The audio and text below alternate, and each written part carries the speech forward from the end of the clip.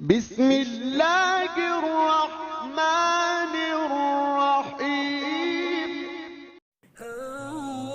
السلام علیکم ناظرین، بے شک حضرت آدم علیہ السلام سے جب نافرمانی ہوئی اور اس درخت سے کھا لیا جس سے روکا گیا تھا، تو اللہ تعالی نے وحی بھیجی، فرمایا اے آدم تو میرے پڑوس سے اتر جا، میری عزت کی قسم میری پڑوس کو وہ شخص اختیار نہیں کر سکتا جو نافرمان ہو۔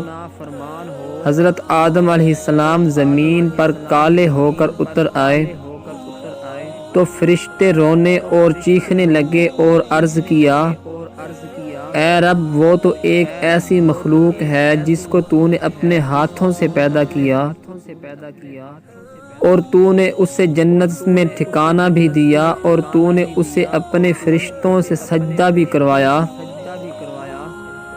ایک گناہ کی وجہ سے تو نے اس کی سفیدی کو کالے پن سے بدل دیا۔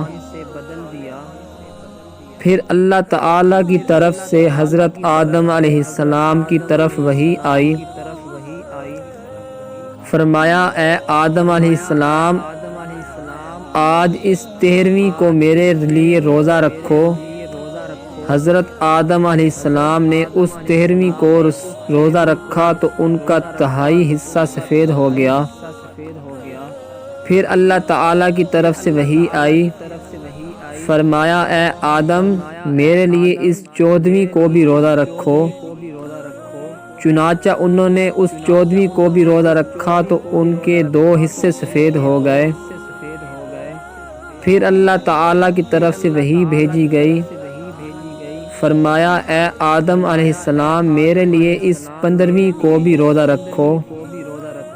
چنانچہ جب انہوں نے اس 15ویں کو بھی روزہ رکھا تو سارا کا سارا سفید ہو گیا۔